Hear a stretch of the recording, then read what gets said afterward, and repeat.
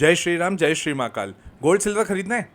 इस भाव पे भी नहीं खरीदे तो कब खरीदें? वर्ल्ड में अनरेस्ट चल रहा है और अनरेस्ट होने के बाद में गोल्ड और सिल्वर के प्राइसेस भागने चाहिए थे, बट 2-3 दिन से गिर रहे हैं। और उसके बाद में जहाँ पर वर्ल्ड का अनरेस्ट, वॉर जैसी सिचुएशन चल रही है, तो लोग किस में शिफ्ट करते हैं normally? Safe haven. Safe haven क्या है? गोल्ड और सिल्वर। पहले तो सिर्फ गोल्ड था, अब सिल्वर को भी सेफ हेवन मानते हैं। और उसके बाद में लोग खरीदने जा रहे हैं, बट वो उसका भाव गिर रहा है। और तो और क्रूड का भाव बढ़ रहा है सिर्फ। ये क्या चल रहा है पूरा मार्केट में? इन सब के ऊपर एक डिटेल वीडियो आपके सामने है, बट ये ध्यान रखिएगा, ये कोई बाइंग सेलिंग रिकमेंडेशन नहीं है। इसको समझिएगा पूरा डिटेल में कि किस तरह से प्राइस मूवमेंट अभी चल रहा है। सबसे पहली चीज़, गोल्ड का लाइफ हाई कितना हुआ? 1,80,000। वॉर के चलते तब था 1,70,000 के करीब करीब, और अब सीधा 1,60,000। अरे भाई, वॉर चल रहा है, इसको तो 2 लाख तरफ जाना चाहिए था, ये नीचे गिर गया। सिल्वर की बात करते हैं। सिल्वर का लाइफ हाई कितना है? 4,20,000 रुपीज़। अभी 2,98,000 पे था और गिर के अब हो गया 2,60,000 के करीब करीब। ये हो क्या रहा है? अभी तक का इतिहास कह रहा था कि अगर वॉर की सिचुएशन होगी तो भाई यहाँ से भाव बढ़ने चाहिए थे, गिर क्यों रहे हैं? क्रूड क्रूड पगला गया। पगला गया मतलब 5,900 का भाव 10,200 का लेवल चले गया। दैट मीन्स 80% का राइज। 80% से ज़्यादा का राइज अगर तुम्हें 2 हफ्ते में मिल रहा है तो मतलब सोचो कितना वर्ल्ड में अनरेस्ट चल रहा होगा। और उसके साथ में नेचुरल गैस जो 260 से 324 गई थी, पर अब 286 के करीब करीब है। ये चल क्या रहा है एग्जैक्टली, हो क्या रहा है? और दूसरी चीज़ बड़ी ध्यान से समझिएगा, वो ये है कि क्या क्या रीजंस हैं इसके पीछे। पर इसके अलावा अगर आप मेरा एक्सक्लूसिव कंटेंट देखना चाहते हैं तो इस वीडियो के नीचे ज्वाइन का बटन है, जहां पर मैं एक्सक्लूसिव कंटेंट डालता हूं, अनफिल्टर्ड डालता हूं, इनफैक्ट और थोड़ी कड़क भाषा में बात कर देता हूं ताकि चीज़ों की क्लैरिटी आपके पास बनी रहे। तो इस वीडियो के नीचे ज्वाइन का बटन है, वो दबा दीजिएगा। हम रीज़न देखते हैं कि एग्जैक्टली अभी मार्केट में चल क्या रहा है। सबसे पहला, कमोडिटीज़ मार्केट में, बुलियन मार्केट में सबसे बड़ा अगर मैं बोलूँ कि विलन कौन हुआ या हीरो कौन हुआ, जिनके पास बाइंग पड़ी हुई है उनके लिए हीरो, जिनके पास जिन्होंने सेल कर दिया था उनके लिए विलन, वो है अमेरिका। अमेरिका में हुआ क्या है, यूएस डॉलर, जो पेट्रो डॉलर का कॉन्सेप्ट है ना, वो बहुत ही ज़्यादा प्रिविलेंट हो चुका है। और पेट्रो डॉलर का मतलब आपके जितने भी क्रूड के सौदे होंगे वो किस में होंगे? डॉलर में। आपने कुछ चीज़ें पहले सुनी होंगी कि डॉलर है ना कमज़ोर होते जा रहा है। वर्ल्ड में अलग अलग कंट्रीज़ अपनी खुद के ग्रुप्स बना रहे हैं जहाँ पर वो खुद एक दूसरे से डील करना चाहते हैं उनकी ही करेंसी में। They don't want to use dollars. In that situation मामला गड़बड़ होते हुए जा रहा था। किसके लिए? यूएस डॉलर्स के लिए, मतलब यूएसए के लिए। उनकी करेंसी वीक हो गई। थोड़ी सी मैं ना हिस्ट्री में जाता हूँ, थोड़ी चीज़ आपको समझाता हूँ। वर्ल्ड वॉर 2 जब हुआ तो अमेरिका ने बहुत पैसा खर्चा कर दिया। और पैसा खर्चा करना मतलब करेंसी की बात नहीं कर रहे, गोल्ड खर्चा करना। इंडियन रुपीज़, यूके के यूरोज, चाइना युआन, ये सब गोल्ड से बैकड है। मतलब इनकी वैल्यू किसके अनुसार देखी जाती है? जितना इनके पास गोल्ड है। जिसके पास ज़्यादा गोल्ड, वो लोग ज़्यादा काम करेंगे, ज़्यादा वैल्यू बनाएंगे, उनकी करेंसी की वैल्यू ज़्यादा होगी। जिनके पास कम गोल्ड है उनकी करेंसी की वैल्यू कम होगी। मतलब सीधी सीधी बात है, जो रईस हुआ, रईस कब माना जाता है? हम लोग इंडिया में भी हम बोलते हैं ना, ये परिवार बड़ा रईस है, इनके पास बहुत बहुत गोल्ड है, किलो में गोल्ड पड़ा है। तो जिसके पास गोल्ड ज़्यादा वो रईस मानी जाती थी। ये पुरानी बात है। अब इसी को कनेक्ट करके इन्होंने क्या किया, वर्ल्ड वॉर 2 में इन्होंने खर्चा कर दिया बहुत ज़्यादा, इनके गोल्ड हो गए ख़त्म, गोल्ड रिजर्व्स जिसको बोलते हैं। अब गोल्ड रिजर्व जैसे ही कम हुए तो उसका इम्पैक्ट क्या आया कि इनकी करेंसी की वैल्यू खराब हो रही है, ख़त्म हो रही है। तो इन्होंने क्या किया, उधर ही निक्सन जो इनके प्राइम मिनिस्टर प्रेसिडेंट थे उस समय, उन्होंने बोला हम गोल्ड बैक्ड सेटअप बंद कर रहे हैं। अब हमारी जो डॉलर की वैल्यू होगी वो हमारे अनुसार होगी। अगर अमेरिकन इकोनॉमी स्ट्रांग है, डॉलर स्ट्रांग है, तो अमेरिकन इकोनॉमी में डॉलर का जो बैकिंग अप था वो गोल्ड से हटा दिया गया। वर्ल्ड में सबका गोल्ड से चल रहा है, अमेरिका का नहीं चल रहा है। मैं आपको अपने घर में बताता हूँ कि जब मेरे घर पे कभी किसी के पास डॉलर्स आते थे तो वो बोलते थे डॉलर संभाल के रख। अरे करेंसी है ना भाई, नहीं नहीं नहीं, संभाल के रख। क्यों? क्योंकि डॉलर की वैल्यू बढ़ती है। अब ये कॉन्सेप्ट से गोल्ड हो या डॉलर हो, दोनों से इक्विवेलेंट माना जाता था। क्यों? क्योंकि डॉलर एक अलग ही लेवल पर, अपने लेवल पर बढ़ते आ रहा था, क्योंकि जहां पर अमेरिकन इकोनॉमी स्ट्रांग होगी वहां पे डॉलर स्ट्रांग होगा। अब अगर पेट्रो डॉलर हुआ, मतलब आपके जो भी क्रूड के सौदे होंगे वो किसके थ्रू होंगे? डॉलर के थ्रू होंगे। तो डॉलर अभी भी स्ट्रांग, क्योंकि वर्ल्ड में डॉलर की डिमांड ज़्यादा होगी। सऊदी अरब को अगर इंडिया के साथ सौदा करना है गोल्ड का, तो सॉरी क्रूड का, तो क्रूड का जो पेमेंट करना पड़ेगा इंडिया को, वो सऊदी अरब को करना पड़ेगा किसमें?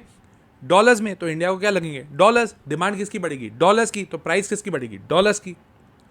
अब अगर यही सौदे अगर हट जाए, डॉलर में नहीं हो, इंडियन रुपीज़ में हो जाए तो डॉलर की वैल्यू क्या होगी, डॉलर की डिमांड कम होगी, डिमांड कम होगी तो प्राइस कम होगी, किसकी, डॉलर की।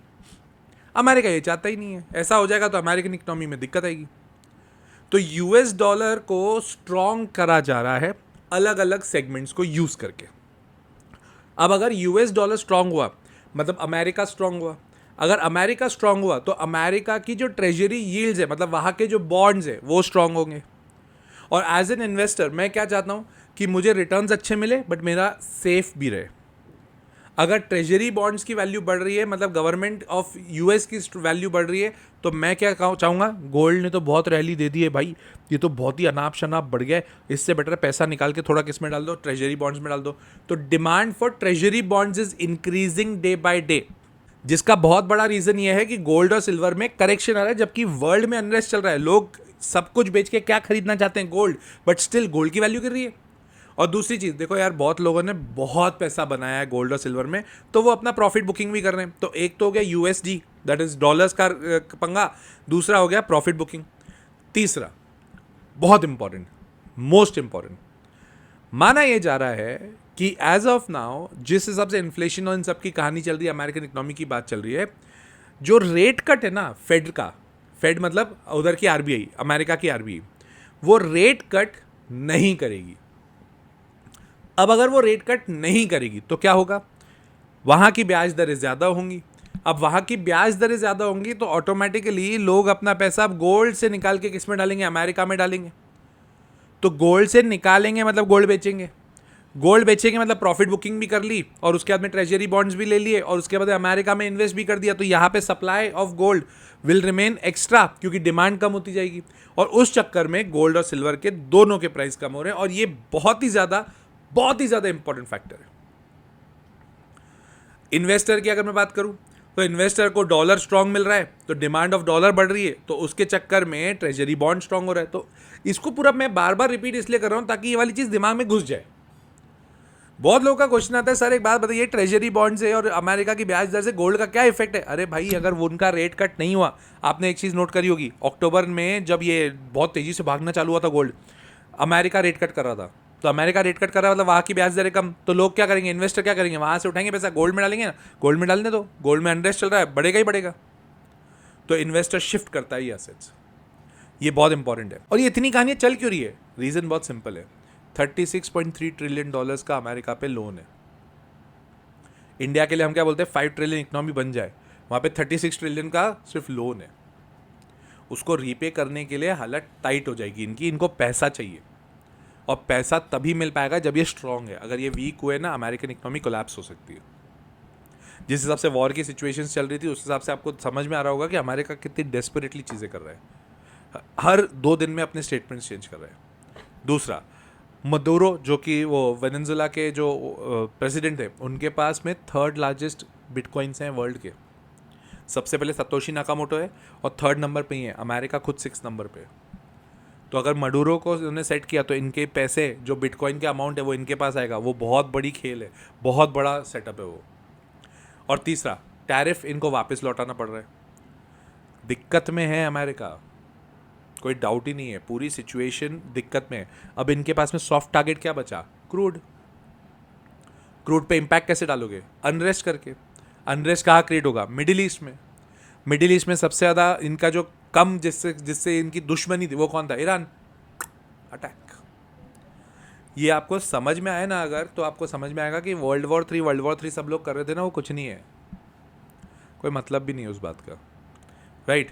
तो हमें क्या करना चाहिए सर, अब हम क्या करें। सबसे पहली चीज़, SIP अगर आपने गोल्ड और सिल्वर में चालू करके रखी उसको बंद मत करना, कोई सेंस नहीं बनता। लमसम इन्वेस्टमेंट करने जाओगे अभी भी दुख दे सकता है, लमसम इन्वेस्टमेंट अभी भी सजेस्टेबल नहीं है। कब गंदा करेक्शन आएगा यू डोंट नो। तो SIP करते रहो, बहुत ज़्यादा लमसम अमाउंट नहीं करना, बोथ गोल्ड और सिल्वर में, दोनों में। कॉपर में इन्वेस्ट करें क्या, कॉपर में इन्वेस्ट करो, बट वो कॉपर में इन्वेस्ट आप लॉन्ग टर्म बेसिस पे करोगे, ऑन द बेसिस कि वर्ल्ड में demand for EVs, AIs, solar, ये सब बहुत स्ट्रांग होंगे तो कॉपर में इन्वेस्ट करो। बट सर कॉपर में तो कोई ETF ही नहीं है, तो कोई बात नहीं, हिंद कॉपर एक अच्छी कंपनी है, उस पर फोकस करो। अब तो नैल्को भी कॉपर में आ रही है थोड़ी थोड़ी, तो ये सब चीज़ें आपको देखनी पड़ेगी। जिस दिन वॉर समाप्ति की घोषणा आई उस दिन गोल्ड सिल्वर बढ़ रहे, क्रूड गिर रहा है। मार्केट में बहुत अनरेस्ट है। ऐसे मार्केट में अगर आप सोचोगे कि मैं इन्वेस्ट करता हूँ और इन्वेस्ट करके बहुत भरपूर पैसा कमा लूँगा, तो गिरने के भी उतने ही चांसेस है, मतलब risk is very high. My personal suggestion would be don't take heavy risk, because at the end heavy risk लेने के बाद अगर वो उल्टा बैठ गया आपका सौदा, बहुत पेन होता है, राइट। और अगर इतना डिटेल में आपको सब चीज़ें सीखनी है तो मेरा कोर्स है यार, द लॉजिकल इन्वेस्टर, जिसकी नई बैच चालू होने वाली है 28 मार्च से, जो कि लाइव क्लास होगी। मैं लाइव पढ़ाऊंगा, लाइव कॉन्वर्सेशन करूंगा और उसके बाद में लाइव कनेक्ट आप लोगों से होगा। बैच साइज़ में छोटा रखता हूँ और ये वीकेंड क्लास होती है ताकि आपके पूरे वीक का जो शेड्यूल है वो चेंज ना हो, ख़राब ना हो, राइट। तो मिलता हूँ मैं अगले वीडियो में। टिल देन, जय श्री राम, जय श्री महाकाल।